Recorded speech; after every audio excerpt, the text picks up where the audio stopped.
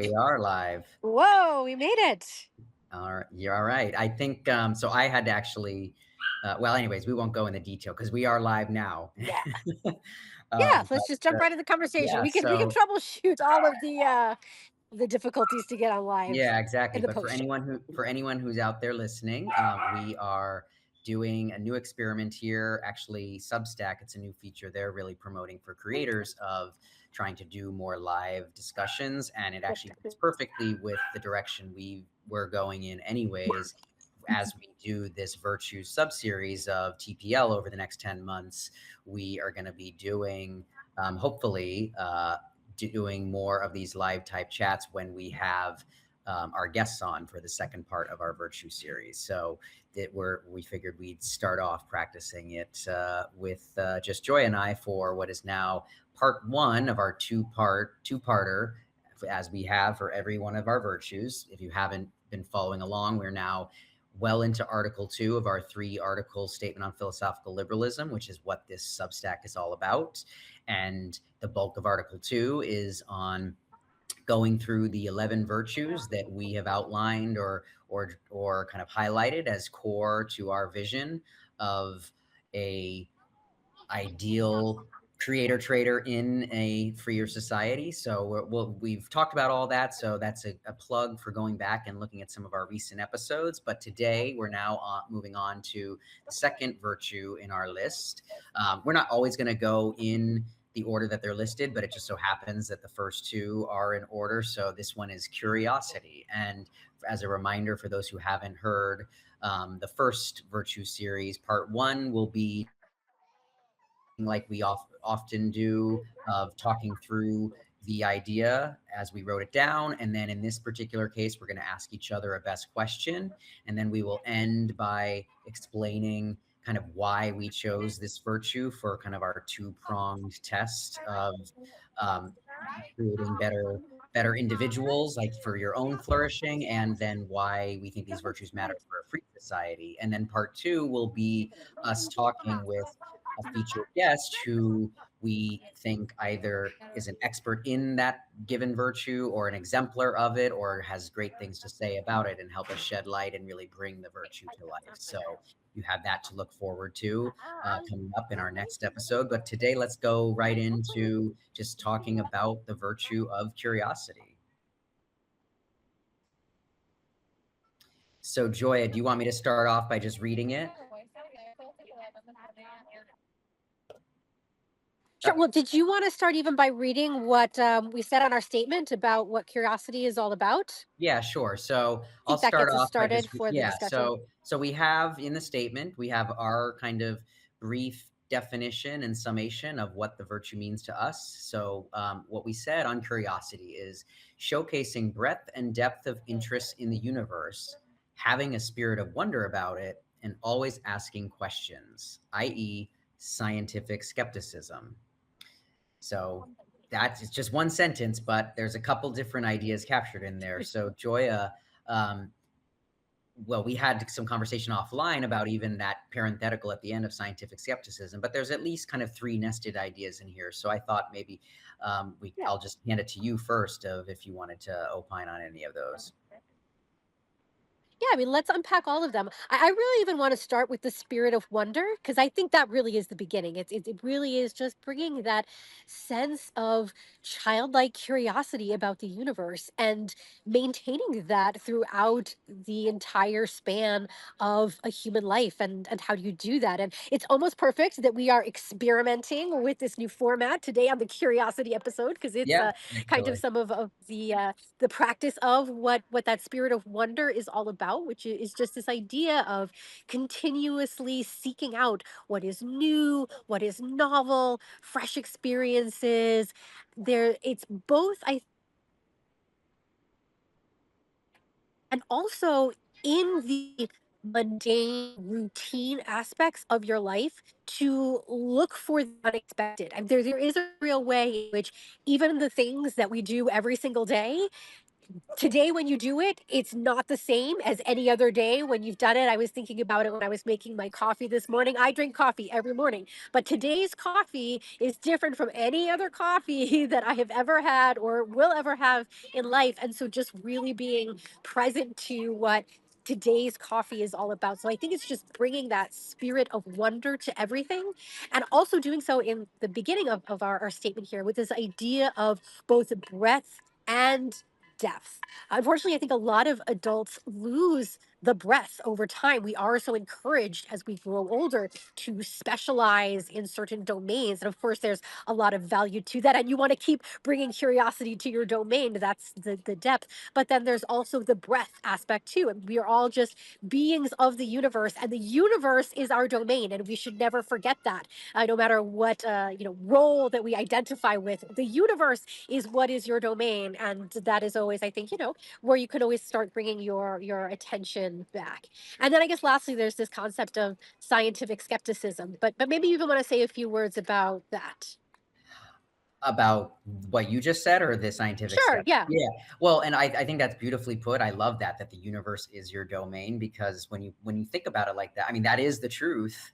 We, I think, lose sight of it in our modern specialized day-to-day world of, even the mundane of I've got to pick up my kids and I've got to do the laundry and the groceries, or I've got to go to work and commute and all of that. But it's also just it's a truism. It speaks to the full scope and scale of what's available for us to be curious about and to learn about. And I think what we were getting at here, as if you've been following along or if you've read our statement, you know that we talk about several different ideals in our ultimate ideal of philosophical liberalism that we're building towards and advocating. And when we talk about kind of the human ideals, we have the Renaissance human, which is another expression of this notion of human beings are capable of both breadth and depth of interests, capabilities, values, domains of activity and endeavor, pursuit. So, curiosity in many ways, and this even speaks a little bit to why we chose it as one of our core 11 virtues to highlight in this context, is curiosity is in many ways the way in which you develop that Renaissance human ideal, because it's how it's with that spirit of wonder about everything and the just amazing universe of infinite capacity and potential that we live in, that is how you then build the habit and the process of becoming a Renaissance human, someone of great breadth and depth. And I love the phrase, even the spirit of wonder, because to me it even evokes kind of childhood. And I think that is a good, useful mental model for us to always keep in mind when we're trying to practice and cultivate this virtue, because we all, I think, can go back to that period when everything in the world was just so wondrous and wow, look at this, why does the sun come up in the morning and go down at night, or why does the bee fly and the fish swim in the water, all of those things. So I think that's another key idea that we were trying to get at here. And then and then we have this idea of scientific skepticism, or always asking questions. I think that's really it. And then we had the parenthetical about scientific skepticism. But always asking questions, I mean, that's just the I guess you could say the manifestation of how this virtue works, is that you start with curiosity and then you start to ask questions, increasingly about just the world around you. I mean, as a child, it starts with just the why, and kind of the endless whys, because you want to know. And I think what we are advocating here is that questioning, that should never end, that is the real spirit of curiosity that animates human beings just as such, and how our mind works and how we perceive and then come to understand the world around us is through asking questions. So that's what we're trying to express and get at there. And and then I think we kind of added this parenthetical about scientific skepticism, just to express this idea that that is the scientific method in a way, that the scientific method is always, it's never accepting answers kind of as given. It is always kind of approaching phenomenon in the world and knowledge that we're trying to gain from a position of um, questioning, I guess you could say, of let's find out, what does this really mean? Let's not settle for an answer until it makes complete sense. And even then, frankly, the scientific method leaves every seemingly settled question or topic always open for new discoveries and new knowledge or new dimensions or angles to be added to it. So I think that is what we're trying to get at as well, and I think that just kind of almost completes the kind of life cycle arc of this virtue, starting with the childlike wonder and curiosity, the whys, to then this wonderful method of thinking and approaching the world to understand it that we use as an adult, and that is so core to how we have risen to the heights we have of progress and development as a species through this method of questioning, observing, kind of rigorously evaluating and testing, and then continuously questioning and testing some more, until we kind of get to a settled, well, never, I would argue it's never fully settled, but until at least we know enough that we can frankly utilize it and turn it into practical effects, technology, knowledge to benefit human life. So it looks like I might have lost Joia. So we were going to move into our next section here about best questions, but I can't really do that without her. Let me see here. Let me just check with her about getting her back on.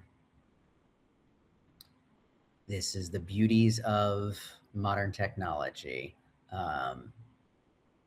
and being mobile. The digital has allowed us to be mobile, and also creates its own new challenges of technological communication. So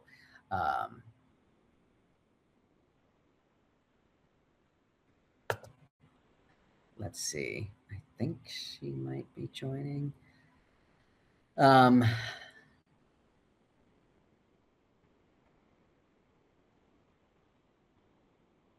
Okay, well, she's probably having technical difficulties. So I guess, I'll just kind of move on then to kind of the last final part of our discussion. These are meant to be quicker, especially part one, because it's really just meant to be an informal conversation between us on this virtue and these couple items. And then in terms of why, there's a question of why do we choose these 11 virtues? Because as we talked about in our very first session on virtues, that there's virtues really just describe actions and habits of living that lead to achieving the values we strive for. So there's literally hundreds at least of those various actions and positively directed actions that one could take. So why these 11?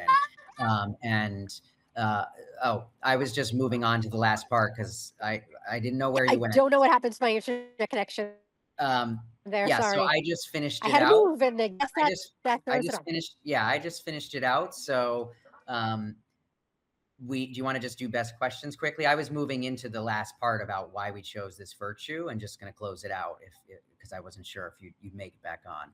Sure, let's do best questions. You want me to give you my best question? Yeah, sure. So my best question I wanted to ask you, because I do regard you as someone as who I think is incredibly curious. So I want to ask you my favorite question that I'm always curious about, that I think are exceptionally curious, which, what is your favorite thing that you do to nourish your curiosity? And the intentionally that you do when you are a curious person. Well, thank you for that. I do like to think of myself as constantly questioning. Some people in my life would say that's not always a good thing, but I guess it's just in my nature. Um, I guess it's a combination of, so just the way my mind works is that I because I hunger for understanding, my mind works very logically, that I need to kind of, it needs to like click in my mind. I don't know how other people's minds work, but at least in mine, there's always kind of like, I love, to use the light bulb metaphor, something that goes off when logic clicks and something is sound and understandable when I finally grasp a new concept or idea. And so I tend to not be willing to operate on so-called truths or knowledge without kind of reaching that point of clicking or understanding. And my method to getting to that point is often through asking questions and just trying to understand the world. So even throughout my career or in university and in contexts where often you're kind of encouraged to suppress the real question you have because you're worried it's a dumb question or no one else has this, I usually will just ask that question, even if it sounds like a stupid question, because I just want to know, it's helping me understand. And then I find that tends to kind of create an environment for others to do the same. And then, probably a secondary tool that I use is just trying to make time to get out, walk around without my phone or technology. I try to do it daily. Doesn't always happen, but even if it's just a couple times a week, just to get out in the world and with your thoughts. And I find that's a good way to both clear the mind, to then open it to, number one, just start to observe things around you. And then I think that process of observation just inherently invites the wonder and the curiosity and then the questioning kind of. And actually that's the three-part sequence of even our brief statement here on the virtues. So actually, I guess we kind of intuited how it works even in the way we wrote it. um, so for my question then, my question is, how do you think one kind of what I'll say, avoid the error of purposeless questioning, but I want to get at like, how does one make sure that they're being curious in a kind of like productive manner and avoid both the false alternative of either just kind of purposeless why, just to like leave nothing ever settled, and then also kind of the destructive alternative of like cynical skepticism, of like doubting everything. Um, No, it's a great question. You're bringing out that it is true that curiosity does have a dark side. And I think we're going to see this with all of the virtues that we are exploring here, that all of them have a dark side, that there's a way, if you take it to an extreme or do it in a certain way, that curiosity can definitely be a bad thing. And you're right that we should always kind of be pay attention to how do we make sure we're on the good side of the virtue of whichever virtue it is that we are discussing. And these, I think, are some of the most common pitfalls for curiosity. One, that you could just fall into a kind of unproductive questioning. We think of curiosity as being open, but there's a way in which if you're too open, you don't get anything done. There's a real way in which curiosity is contrasted with, for example, security or control or confidence, set path. And there is a real way in which, like, at a certain point, like, you're gonna get shit. You're allowed to swear on Substack, I guess we're gonna learn. But if you're going to GA, you've got to, stop the questioning and the wondering and actually like start oh, I think we lost her again.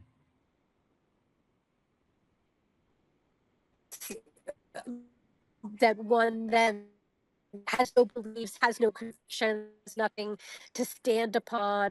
And really I think, that there kind of is the both and here. So I think there is a way in which when you're maintaining that spirit of wonder, there is a way in which you want to do that, but then there's time to then actually go out and do things in the world. One way I find is even when you're in that, I consider more the execution mode. opposed to like the exploration mode. There's like exploration mode and execution mode.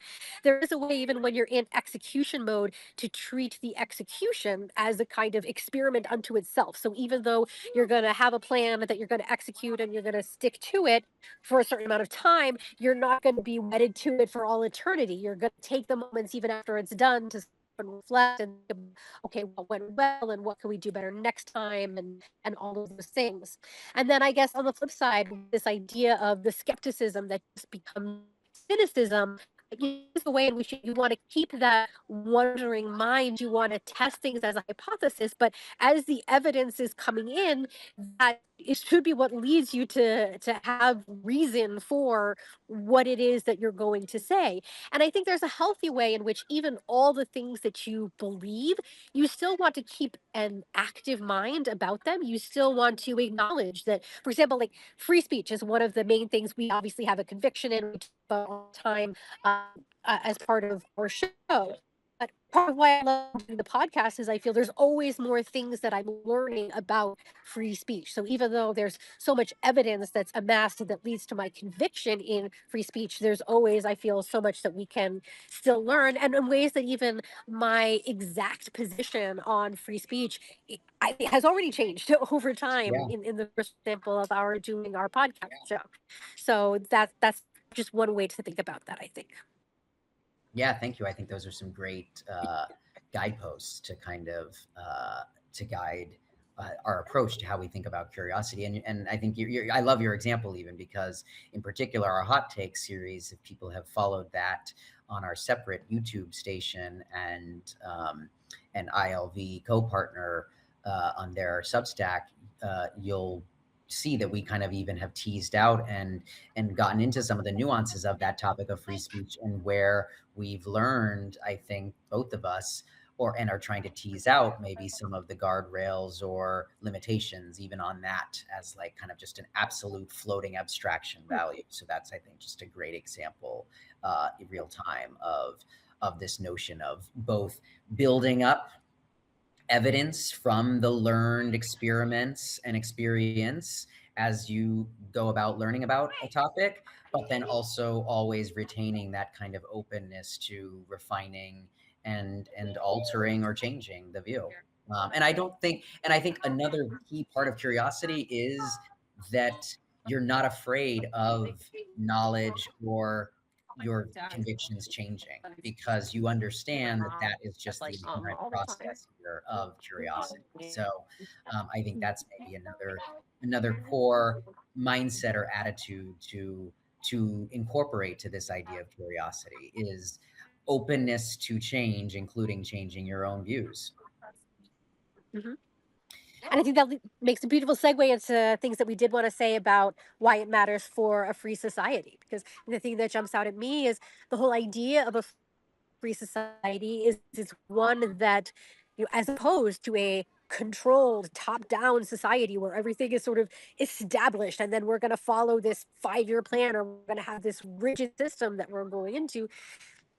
Freedom allows for change, and change happens. So in order to be someone who really thrives in an environment of change, it matters that you bring that curious approach to things. And this point that you're making about your sense of identity, recognizing that your sense of identity is something that can and will and ought to change and grow over time as you have new experiences, and as the world changes, you get to change along with it. And maybe this is a way to bring up, we've kind of talked about in previous conversations here on the philosophical liberal about the importance of balancing both progress and order, and so much of what we talked about, and so much I think of what our project is, are what are even the certain perhaps immutable eternal principles that ought to underlie free society, but that what its purpose is to ultimately maximize freedom, and that what that necessarily means is that it is going to be a very dynamic environment in which you are living. But I think that it's part of even our argument, because you are a dynamic being. That's what life is all about. So, precisely, it's a system that empowers you, requires you to grow, and empowers you to grow. So it's just part and parcel of why it's so important for flourishing as a whole. Yeah, well said. And as I thought about this question, I had kind of three core points that I wanted to make and that I think had motivated my selection or filtering of curiosity as making the final 11 list. Because just as a reminder for all of our viewers and listeners out there, our two-pronged filter for which virtues made it on this list are those that we thought were both most significant for a flourishing individual life and most impactful for being a flourishing individual in a free society of other such flourishing individuals and frankly support and facilitate a freer society. So with kind of that two lens, on the first of those, to me, as we've kind of talked through here, curiosity is critical. Mindset or attitude towards the world to gain knowledge about it. And we need knowledge about it in order to make sense of it and to live. So it's just kind of a foundational, I think, activity a human being has to engage in. And then I think the two other reasons why it then matters, especially for a free society context and encouraging a free society, is number one, having that spirit of kind of questioning and openness in the context of society and government in particular, where we as the people are one of the other and I would argue the critical check and balance on overweening government power or opportunizing, I'm not sure if that's the word, but I kind of made it up, opportunizing individuals who want to seize power to wield it against other people. Um, you know, Curiosity in many ways, bringing that same questioning, scientific skepticism attitude towards the actions the government is engaging in, I think is the mechanism through which we can hold our representatives accountable, hold government accountable, and keep it at bay. So it's critical for that. And then I think secondarily, having that kind of open, curious mindset towards your fellow citizens is a way in which you can, I think to me, it's actually one of, I think, the key solutions to our problem of the echo chambers, silos, and tribalization that we currently live in, because right now everyone is so fixed in their convictions and in their views of the world, and that everyone else's views is wrong, that we're not able to even communicate with each other. And I think bringing a more curious mindset to even the other free individuals you encounter in a free, diverse, pluralistic society is one way in which we can bridge that divide and have actually productive, meaningful communication, even with people who have different values than you. So to me, those were three reasons why this one makes the cut. Not sure if you want to add anything to that. No, I mean, I would absolutely agree. I think all of those are absolutely important. And I mean, maybe just to pick on something with the last one, and maybe this ties into something that I said earlier, that part of what we're thinking about with curiosity is kind of balance a sense of what sometimes in like meditation or mindfulness practices is called like a non-judgmental attitude with judgment. And in life you need both. You need ultimately to make judgments about things in order to make decisions about how you're going to act. But I think there's something that ties in here beautifully with what you said, that we're so accustomed to making those judgments way too early in the process, when we ought to bring a more curious attitude to say our fellow citizens and think about, for example, like what is it that's motivating them to do what they're doing? Why are they acting this way? If they're saying things that we absolutely disagree with, like what underlies it, to try to take those few moments to see the world through their eyes. And it doesn't mean then that you never become judgmental. Like it's not that you just live in a state of non-judgment, but that curiosity is what then informs you to have ultimately better judgments. That when you start with, I guess to bring it back, the spirit of wonder and the spirit of curiosity, that it's what enables you to learn more things and judgments more accurate, more.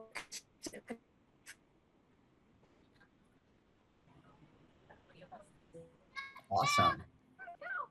Well, I think that pretty much covers what we wanted to cover today. So thank you for that. This was a fun experiment, a couple of technical glitches, but my next question is whether we actually recorded Learn this or not for those who weren't able to tune in live.